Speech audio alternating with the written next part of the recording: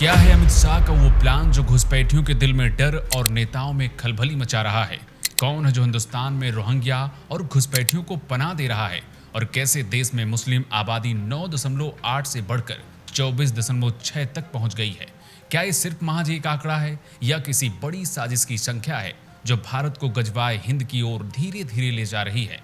15 अगस्त 1947 को जब भारत आजाद हुआ तो अवैध घुसपैठ देश की सबसे बड़ी चुनौती थी। देश भर में बांग्लादेशी और पाकिस्तानी मुसलमानों की घुसपैठ हो रही थी।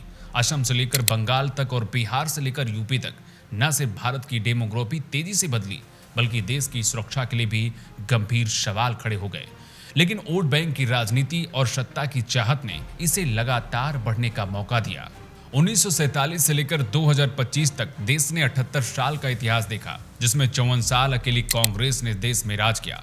नेहरू से लेकर इंदिरा गांधी तक, राजीव से लेकर मनमोहन सिंह तक, और सबका मकसद एक ही था, वोट के लिए विभाजन और सत्ता के लिए तुष्टीकरण। और इसी तुष्टीकरण की पॉलिटिक्स ने हिंदुस्तान में एक नई जमात को जन्म दिया जिसका नाम था घुसपैठिया समाज, जो न सिर्फ देश के लिए नासूर बना बल्कि यही नासूर हिंदुओं की आबादी को निगलता रहा। हालात ऐसे हो गए कि कुछ जगहों पर या तो हिंदू पलायन कर गए या फिर उन्हें ऐसा करने के लिए जबरन मजबूर किया गया।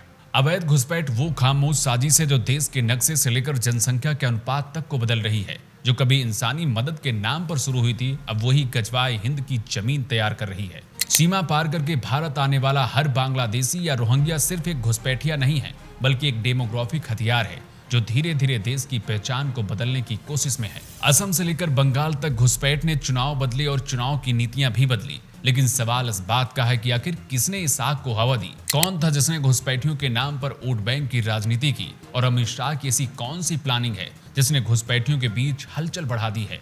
चलिए इस वीडियो में समझते हैं।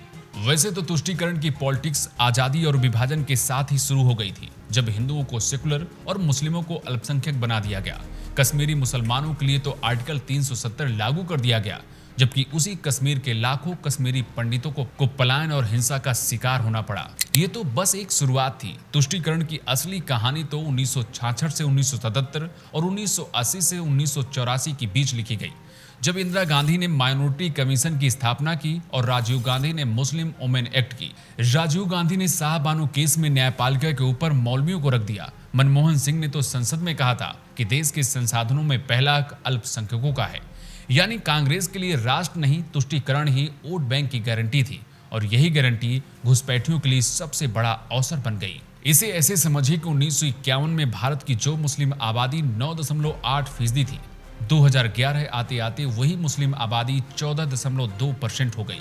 यानी हर सातवां भारतीय अब मुस्लिम था।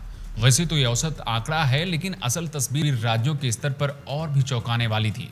इसे ऐसे समझिए कि 1951 में असम की जो मुस्लिम आबादी 22% थी, अब बढ़कर 34 से ज्यादा हो चुकी है। धुबरी, करीमगंज और बारपेटा जैसे जिलों में तो 70% तक पहुंच चुकी है। सिर्फ असम ही नहीं, पश्चिम बंगाल में 19 से बढ़कर 27%, केरल में 17 से बढ़कर 26%, उत्तर प्रदेश में 13 से बढ़कर 19% हो चुकी है। यानी सिर्फ 70 सालों में भारत की कई हिस्सों की डेमोग्राफिक पहचान पूरी तरह से बदल गई है। जहां हिंदू कभी बहुसंख्यक था, अब वहां अल्पसंख्यक हो चुका है।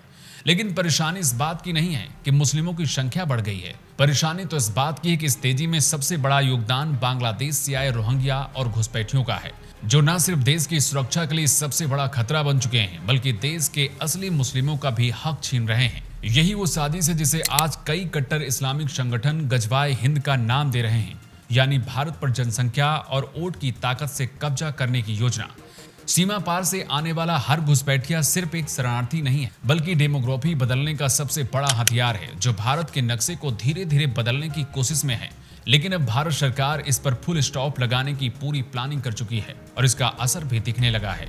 अमित शाह कई बार कह चुके कि भारत कोई धर्मशाला नहीं है जहां कोई भी अवैध रूप से आकर बस जाए। घुसपैठिए दीमक की तरह हैं जो हमारे देश को अंदर से खा रहे हैं, और हम इन्हें पहचानेंगे और एक एक करके बाहर निकालेंगे।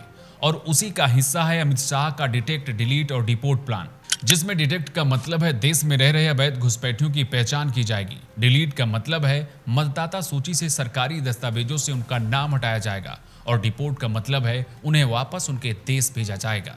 अमित शाह का ये मिशन सिर्फ सुरक्षा ऑपरेशन नहीं है बल्कि सियासत से लेकर घुसपैठियों तक हलचल बढ़ा चुका है, क्योंकि जहां सरकार घुसपैठियों को डिटेक्ट कर रही है वहीं विपक्ष को वोट बैंक खोने का डर सता रहा है, यानी घुसपैठियों को डर है उनकी पहचान उजागर होने का और सियासत को डर है अपने वोट बैंक खोने का, जिसके दम पर सत्ता की सीढ़ियां चढ़ते हैं।